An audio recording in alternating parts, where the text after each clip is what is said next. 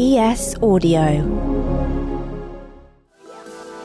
Hi, I'm Rochelle Travers, and this is the Evening Standard's Tech and Science Daily. Coming up, scientists unravel a diamond mystery. Now, let's get into it. The truth is out there, and the US Congress is trying to find out what it is exactly. A House Oversight Subcommittee held a landmark panel on UFOs on Wednesday, in the most serious acknowledgement yet that mysterious sightings deserve scrutiny at the highest levels of government. Here's a clip of Nancy Mace, a South Carolina Republican, questioning a whistleblower who is an ex-Air Force intelligence officer. You've stated that the government is in possession of potentially non-human spacecraft. Based on your experience and extensive conversations with experts, do you believe our government has made contact with intelligent extraterrestrials? Something I can't discuss in public setting. Over the course of 2 hours, 3 retired military veterans gave testimony, where they shared their alleged accounts of encounters with objects that defied physics. They also claimed that pilots were afraid to speak up due to retaliation against whistleblowers. If you believe we have crashed craft, stated earlier, do we have the bodies of the pilots who piloted this craft? As I've stated publicly already in my News Nation interview, biologics came with some of these recoveries. Yeah. Were they, I guess, human or non-human biologics? Non-human, and that was the assessment of people with direct knowledge on the program I talked to that are currently still on the program. The witnesses allege the US government is hiding crucial information and say that unidentified anomalous phenomena, aka UPOs, which is the official name for UFOs, are a potential national security threat. Workplaces around the world came to a sudden stop this morning. Well, if staff who took to social media to complain about Slack going down is a scientific metric. At 10:30am BST, the message service was hit by an outage which affected all versions of the software, including desktop and mobile. Instead of switching to email, many office workers posted memes online of calm beaches and claimed it was the law that they should all go home. Unfortunately for them, Slack now appears to be up and running again normally. The Met Office says that last year's record-breaking heatwave could be considered a cool year by the end of the century.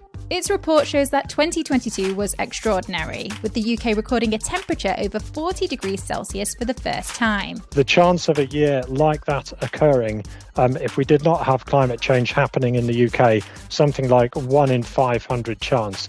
That's Mike Kendon from the Met Office's National Climate Information Centre. 2022 was the warmest year in UK records, which date back to 1884. It also broke the Central England temperature series that goes back to 1659. We know that the chance of a year like this, a record-breaking year, is roughly about 1 in 3 or 1 in every 4 as our climate is warming.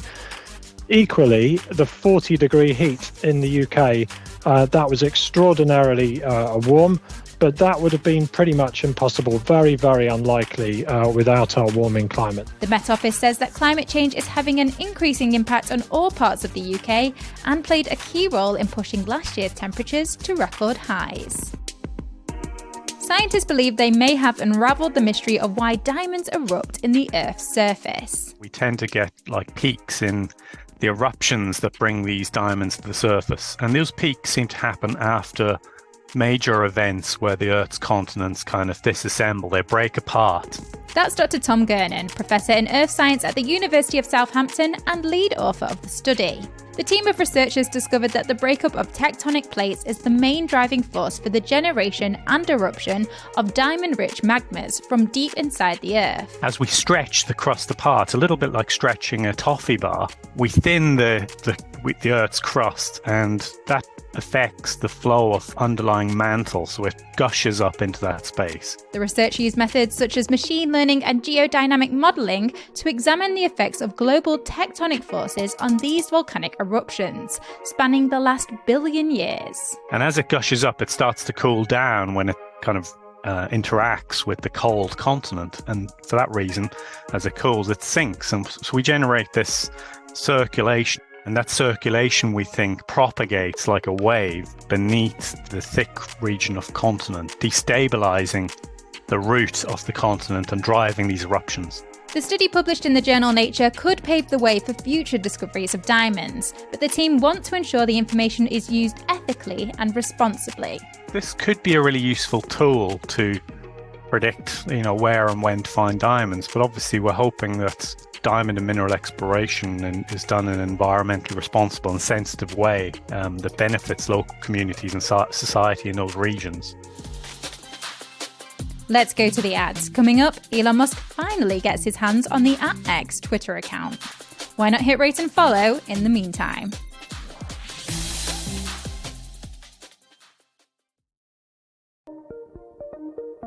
Welcome back. Figures have revealed a 40% drop in the number of cygnets, aka young swans, on the River Thames over the past year. The historic royal census known as Swan upping showed the decline, which has been blamed largely on avian flu. But there are also growing problems of violence, including dog attacks. Only 94 cygnets were found on the 5-day search of the Thames, the lowest number for 7 years. And finally, a Twitter user has given up their @X username so it can be used for the platform's official account following Elon Musk's controversial rebrand. The account had been in use since March 2007, and in a post marking the move, the original user said, "All's well that ends well." Musk, who wants tweets to now be known as X's, is now looking into introducing payments and banking systems into X.